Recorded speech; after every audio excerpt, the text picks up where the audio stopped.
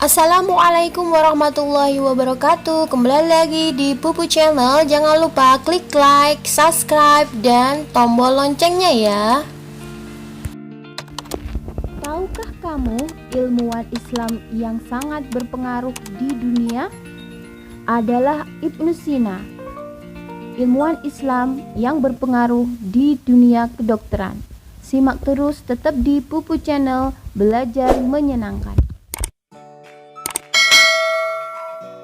Ibnu Sina merupakan seorang ilmuwan muslim dunia yang berkontribusi besar di bidang kedokteran. Pemilik nama lengkap Abu Ali Al-Husain bin Abdullah bin Hasan Ali bin Sina ini lahir di bulan Syafar 370 Hijriah atau Agustus 980 Masehi. Beliau telah melakukan penelitian besar yang diabadikan oleh sejarah ilmu kedokteran di dunia.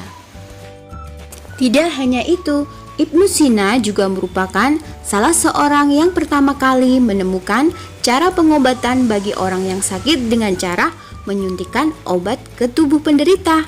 Maka tidak heran apabila beliau diberi julukan Al-Ras atau puncak gunung pengetahuan. Semangat belajar dan etos kerja yang tinggi telah membuat Ibnu Sina menjadi salah satu ilmuwan muslim besar yang penting di dunia. Tak heran jika banyak ilmuwan dunia sangat kagum dan terinspirasi dengan berbagai penemuannya. Kalian tadi sudah menyimak dan membaca teks yang berjudul Ibnu Sina, Sang Ilmuwan Muslim Kedokteran. Informasi apa saja yang dapat kalian peroleh dari teks tersebut? Dari teks yang sudah kita baca, kita tahu siapa itu Ibnu Sina. Yang kedua, mengapa Ibnu Sina disebut ilmuwan muslim.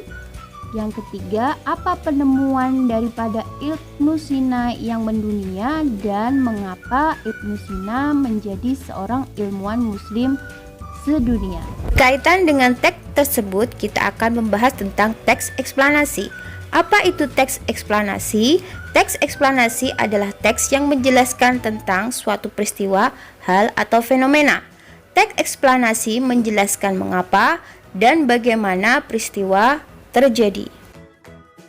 Adapun contoh teks eksplanasi yaitu yang pertama bisa gejala alam, yang kedua bisa terjadinya pelangi, yang ketiga proses arus listrik, dan masih banyak teks eksplanasi lain yang bisa kita temui setiap hari saat kita belajar teks eksplanasi ilmiah.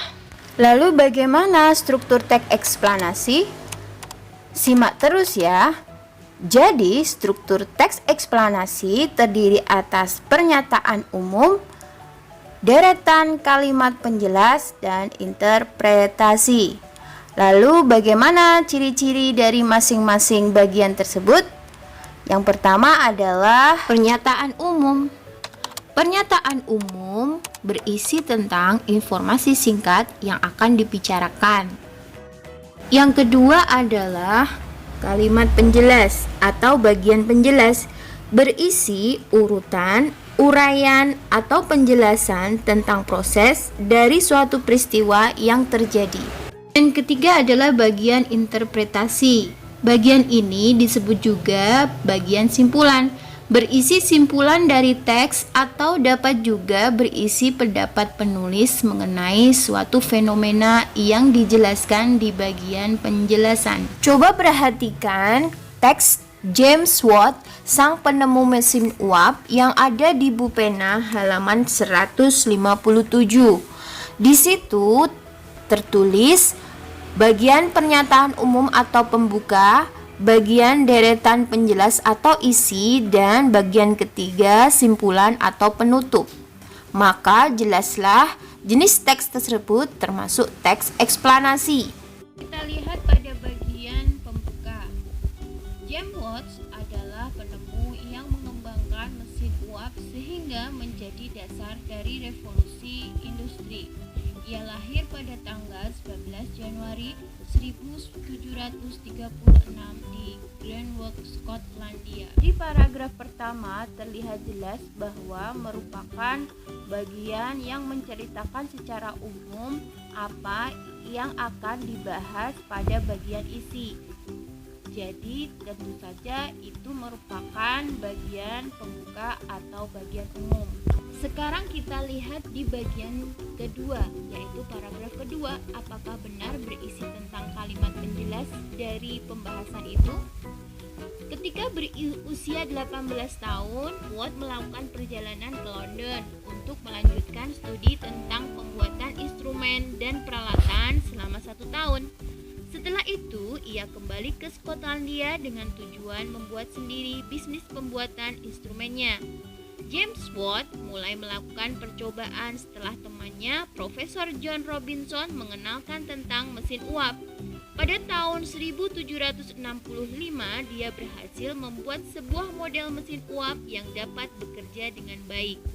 Nah, dari situ terlihat jelas ya bahwa paragraf kedua merupakan penjelas, deretan penjelas atau isi dari judul James Watt Sang Penemu Mesin Uap. Kemudian kita lanjut ke paragraf ketiga. Paragraf ketiga merupakan bagian dari simpulan atau penutup. Maka kita cek ya di paragraf ketiga.